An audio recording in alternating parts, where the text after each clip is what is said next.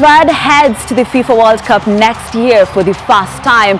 Out of 54 African teams, 9 nations have earned their place, with one more team potentially squeaking through the intercontinental playoffs in March.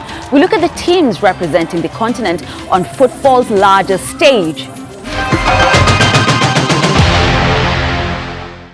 It's set to be the biggest World Cup in history, with 48 teams expanded from 32 competing to lift the trophy. The tournament will be hosted in the United States, Mexico and Canada from June 11th all the way through to July 19th. And Cape Verdeans are already celebrating. The country has already made history as the second smallest nation in the world, with a population of just over 500,000 people, to qualify for the sport's biggest stage. It means everything to me. Since I was a little boy, I know it's the same for the guys that dressed them. Since we were all little kids playing football, we dreamed of playing football at the highest stage, and there's no bigger stage than the World Cup. So to do this, to be the first Cape Verdean team here, to lift all the people, the nation, to put them on that stage, there's no better feeling. I'm very proud. It's a fight we've been trying to achieve for a long time, and finally Coach Bobista managed to get us there. Now, while Cape Verde may have grabbed the headlines, there are 8 other nations representing the continent, with possibly another to be added later. The Moroccan Atlas Lions were actually the first African team to qualify for the Men's World Cup. They've been consistent in the beautiful game, scoring 6 flawless wins in the qualifiers. The Egyptian Pharaohs make a welcome return after missing the last World Cup in 2022. They're led by Captain Mo Salah, who became the all-time top scorer in African qualifiers with a total of 20 goals. Tunisia's Eagles of Carthage made global and African history by qualifying for the final stage unbeaten and without conceding a single goal. While the North Africa's dominance was sealed by the Desert Warriors of Algeria, it will be their first World Cup appearance since 2014. The West African Ghana Black Stars have qualified for 5 of the last 6 editions. They missed out only in 2018. While the Senegalese Lions of Teranga hope to set new records like they did on their World Cup debut in 2002, when they became the second African team to reach the quarterfinals. But Ivory Coast Elephants had to wait until the final day to stomp their return to the FIFA World Cup, led by Amasse Faye, the first Ivorian coach to lead the national team to a World Cup. And the only Southern African team to qualify is Bafana. They returned to the World Cup 16 years after they became the first host nation to be eliminated after the first round. Now, 4 countries are in the pot to battle it out for the chance to secure another World Cup place. They are Gabon, the Democratic Republic of the Congo, Cameroon and Nigeria. The winner will advance to the Interconfederation Playoff Tournament in Mexico. There, they will face off with teams from other continents and maybe, just maybe, earn Africa a 10th World Cup place. We have top players from Europe. Both of them are playing from the Europe, so they should do better, and they know what they do for their clubs. I think they should step up their game when they are on the international break. All right, let's hear more from Calvin Onwuka. He's the publisher of Alk Sports. He joins me from London in the UK. Thank you so much, sir, for joining us. Just what's your overall assessment of the African teams during the World Cup qualifiers? Because there sure were some twists and turns. Thanks for having me. Well, there are twists and turns. The major story is Cape Verde's qualification for the tournament, and I'm really pleased for that country. I remember I was in Joburg when they qualified for their first AFCON tournament in 2013. I was with the players at the airport after they had beaten South Africa in the opening game, and one of the players was saying to me that he doesn't even want to think of what is happening back home because of the excitement their qualification for the tournament alone brought. Now, for them to go to the tournament and win their first game, he was sure that the excitement will be through the roof back home. So it's the same thing. I was following the game against where they qualified for the World Cup in midweek. The first half, they looked really worried, but in the end, they got the job done. I am so happy for them in the sense that they have shown a consistency since that 2013. They've shown a consistency that has been duly rewarded with the qualification for the FIFA World Cup. Now, so the other big countries, the big countries in Africa have qualified. The Senegal, the Morocco, Cote d'Ivoire, who are the African champions, Algeria, Egypt. South Africa managed to qualify for a tournament for the first time since 2002. 2010 they hosted.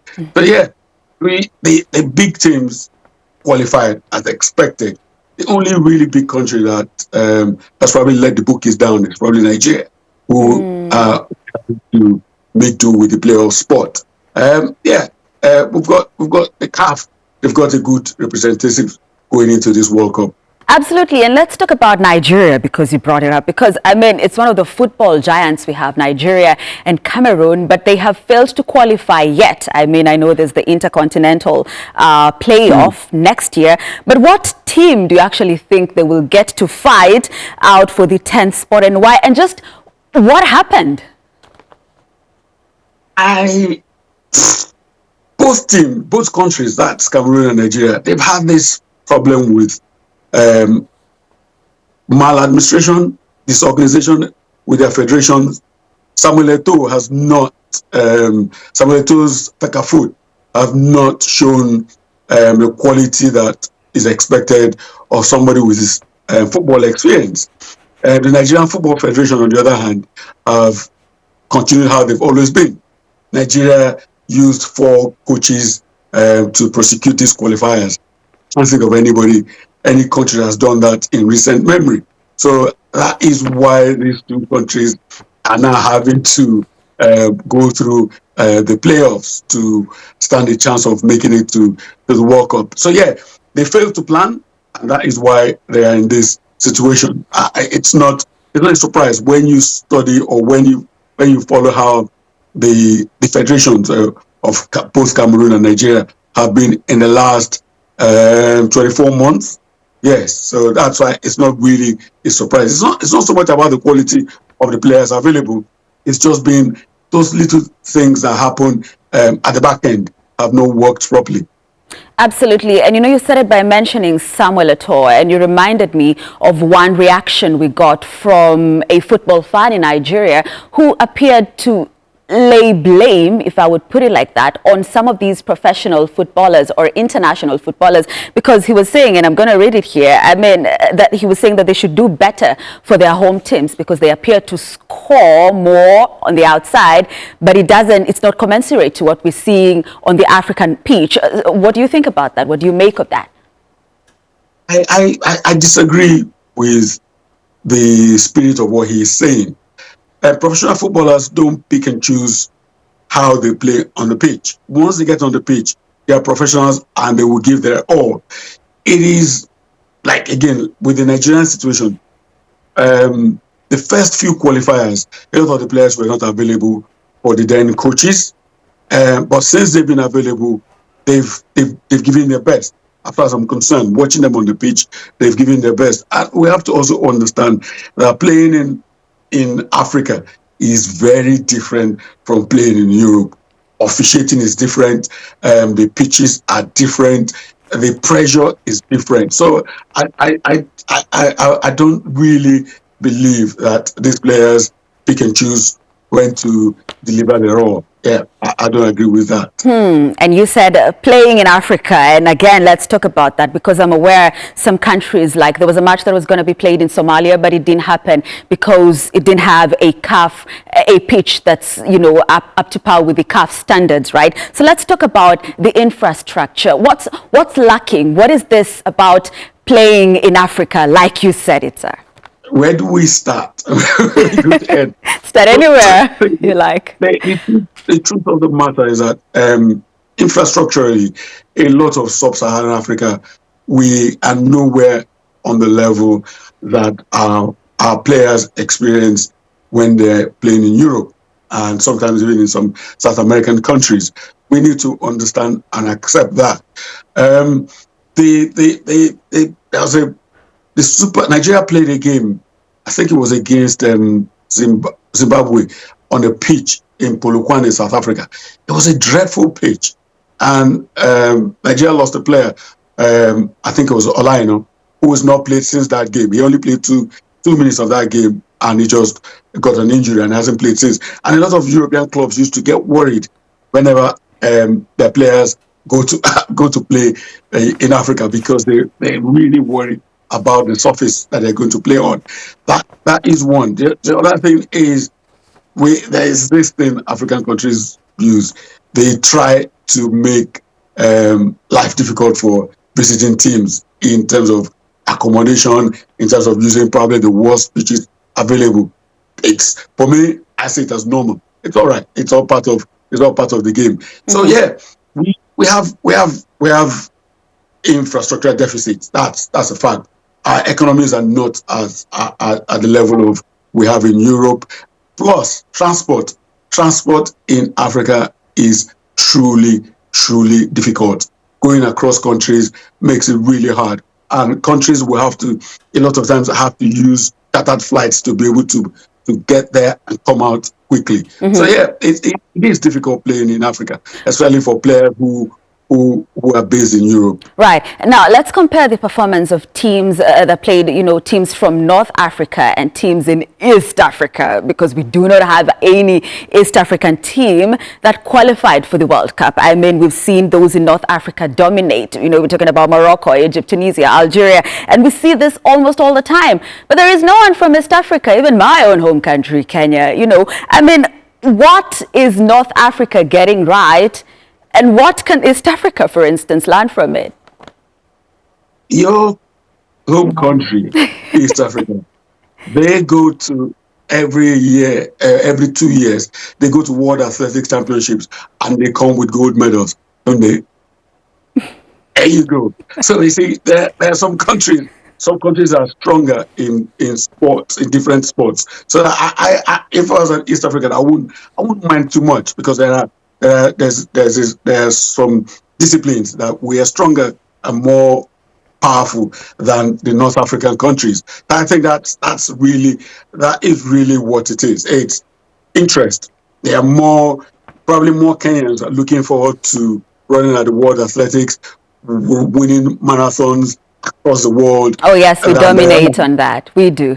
Exactly. There are than the ones who want to play football for the Harambee Stars. Meanwhile, in Morocco, in Algeria, because of their history, there are young boys who are thinking of playing for the national team and winning the AFCON and playing at the FIFA World Cup. That's just how it is. Absolutely. And as we wind up, sir, so what does all of this say about the state of African football and the African footballers themselves? What are they bringing to the global stage as we wind up? Well, decades ago, like at the 78 World Cup, at the 82 World Cup, 86 World Cup, African countries, even up to the 1994 World Cup, African countries could surprise European teams because there were players who were not based in Europe. But now, unfortunately, because of the way the football is now, we can't surprise European countries anymore at the World Cup, because they know our players are playing in Europe, so they know our strengths and weaknesses. So that what we bring, our fans bring color. Our fans bring color like no other continent will bring to the World Cup. So for that, we are grateful. So what I'm hoping at this World Cup is next year, still far away, is that we get more teams into the second round, into the knockout stages than we've had before. Yes, Morocco got to fourth place in Qatar the last time around, but we need more teams. We need more teams to progress into the knockout stages, to the quarterfinals, and even the semi-final. Making the final is not even out of it. We should aim for that. Yeah, because why not? Thank you. Thank you so much, Calvin Onwuka, the publisher of World Sports, for your time and your contribution. Still to come here on Africa Matters. I'm Vivian Andera in Nairobi, where farmers are looking to expand their exports to new global markets as China offers tariff-free access to 53 African countries.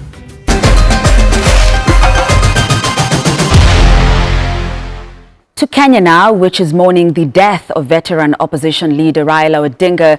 He was a towering figure in Kenya's politics who fought for social justice, pushed for institutional reforms and democracy.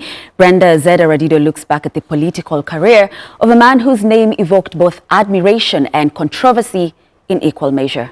A key figure for decades in Kenya's politics, Raila Amolo Odinga stood at the center of the country's turbulent political landscape. Raila Amolo known to his supporters as Baba, a Swahili term meaning father, or in this case, father of politics. He leaves behind a mixed legacy. He always seemed to be there at the heart of every major political turning point in Kenya's democratic journey since being elected to parliament in 1992. From the fight for multi-party politics to contested elections, he ran for president 5 times, managing to rally millions of supporters, but always falling short of outright victory. The 2007 election, widely viewed as being overshadowed by vote rigging, sparked violence that claimed thousands of lives. Odinga was appointed prime minister in a power-sharing deal. No one could have thought that out of the bitter harvest of the disputed elections and the violence that pitted our people against each other just 2 years ago, you would be witnessing today the birth of a national unity that has eluded us for more than 40 years. Beyond Kenyan politics, Odinga was appointed as High Representative for Infrastructure and Development for the African Union. He was known for his Pan-African ideals and called for economic justice across the continent. Most recently, he came under attack in the Gen Z protest, where he was accused of abandoning his push for democracy and joining the government. Despite his death, his supporters hope that Odinga's name and policies will continue to resonate the country's political landscape and history. Staying in Kenya, we look at what's next after the cancellation of AGOA, the trade agreement that allowed eligible African countries to export goods duty-free to the United States. Many African exporters are now looking for other markets. They hope China's recent offer of duty and tariff-free access for all but one African country will be a game changer. Vivian Wandera has more from Nairobi. Farm workers inspect and harvest basil for export to Europe, China and the Middle East. Every week, Karakuta Farm exports nearly 10 tons of herbs. Managers here are optimistic about duty-free access to the Chinese market, but they face tough restrictions. The challenge we have is currently because the Chinese market has set up rules for their produce to get in. So the medium to small-scale farmer will not really be able to achieve this, but still in negotiations with the government and the government of China to see how this can be at least relaxed, because majority of our farmers are actually organic farmers. Data from China Customs show that the trade volumes between China and African countries has grown from $14 billion to nearly $300 billion in the last 2 decades. But last year, African countries spent nearly $180 billion on Chinese imports, but they earned about $120 billion from its exports to China, leading to a trade deficit of nearly $62 billion. And latest data reveals that Nigeria, South Africa, and Egypt are some of the biggest buyers of Chinese products, especially when it comes to construction machinery. Under Beijing's new zero tariff policy for African goods, traders are gaining duty-free access for thousands of products, from tea and coffee to textile and nuts, a major shift in global trade ties. The only African country excluded from the deal is Eswatini, which recognizes Taiwan. But the Kenya National Chamber of Commerce and Industry officials say they are optimistic. For the agriculture produce, the East is really opening up, and this is going to be a game changer. And the advantage that we have with China and the East is not only a market of 1.5 billion people, but also the working together with them to improve on the technologies, the equipment, the machinery. So this is quite a plus. However, critics warn that it may not correct the trade imbalance. So the biggest risk is having African countries being given a market, but they don't have the skills, they don't have the technology to come up with a value-added product to take that market. For now, many exporters plan to scale up production to meet China's growing demand for agricultural products, although questions remain about who will benefit in the long run. Vivian Wandera, Africa Matters, Nairobi. Well, in Nigeria, local and U.S. tariffs are making the road to car ownership in Nigeria a lot bumpier. For decades, the affordable choice has been foreign used cars called Tokunbo, but tariffs are making these cars more expensive and harder to find. Dolapo Aderinokun has more from Lagos, Nigeria. It's a familiar sight in Lagos. Used American cars, locally known as Tokunbo. Car imports from the United States to Nigeria were valued at over $1 billion in 2023, but it's halved since then, according to the latest US data released in August. Foreign exchange scarcity and import taxes that can add up to 50% of the car value have fueled the decline. And the new 25% US levy has sent prices skyrocketing. If I've been buying 20 cars from America before, I'm buying 10, still I maintain the capital.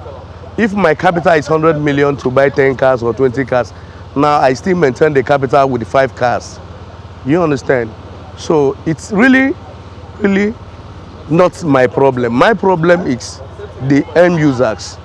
Those people who are going to buy from us, they are the ones suffering it most. Nigeria imports the most used vehicles in Africa and is the third largest in the world. That's because it needs about 720,000 vehicles.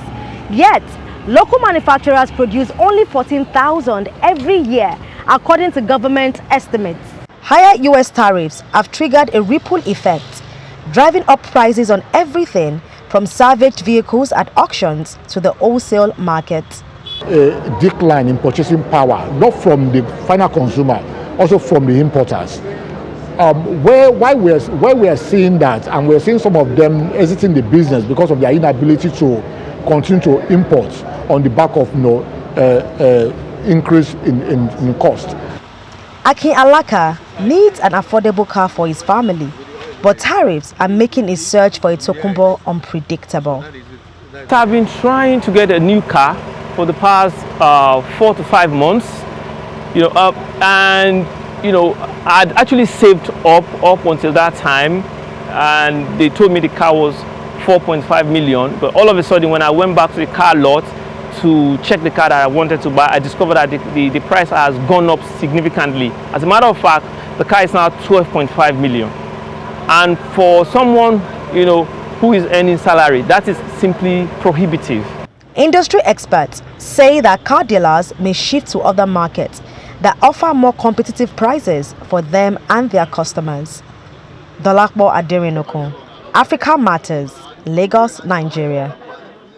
To South Sudan's capital, Juba now, where the legacy of the country's founding leader, John Garang de Mabior, is being preserved through a colorful mural. The artwork portrays the late Garang's fight for peace and unity that led to the independence of the nation in 2011.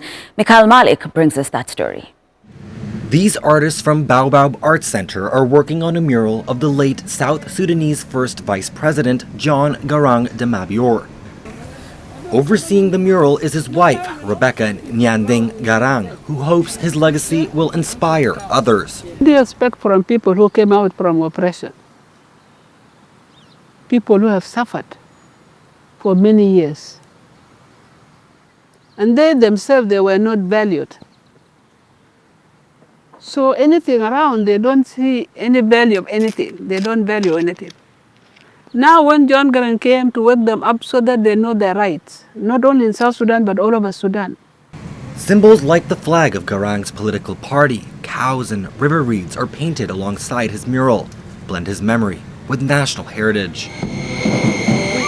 He founded the Sudanese People's Liberation Army, which fought a 22-year civil war against the Arab-dominated government in Khartoum, leading to his appointment as South Sudan's first vice president as part of a peace deal in July 2005. He died in a helicopter crash just 3 weeks after he took office. People tend to be forgetting him. So wherever I am, I want to put the picture to remind people about him. For me, yes, I can't forget about him, but when people go through hardship, they tend to be throwing away valuable things along the way when the things become difficult. So I remind them so that they can see, and then they will always remember who he is. The artists say they're trying to revive artistic expression in a city still healing from war, from the photographs taken when he was alive. If you look at a lot of the albums in the house, he took them. And there was a time I'd ask him, I'm like, hey, I didn't know you took all these pictures. And he's like, why do you think you're an artist? Where do you think you got it from? So, and see, like, side generations side talent has not been shown for a long time. And I feel like it's about time we get to our inner selves, younger selves, and just bring out that. Garang's mural isn't unique to South Sudan. Across Africa, artists remember their leaders, using paints, plastic waste, wax, and even worn-out flip-flops. Back in South Sudan, artists hope their work will provoke new questions about the past, present, and future leadership of their country. Mikhail Malik, Africa Matters. That's our show this week. Share your thoughts about the African World Cup teams on the comment section of our Africa Matters YouTube page or on X. Thanks for watching, and it's goodbye from me, Grace Correa Kanja.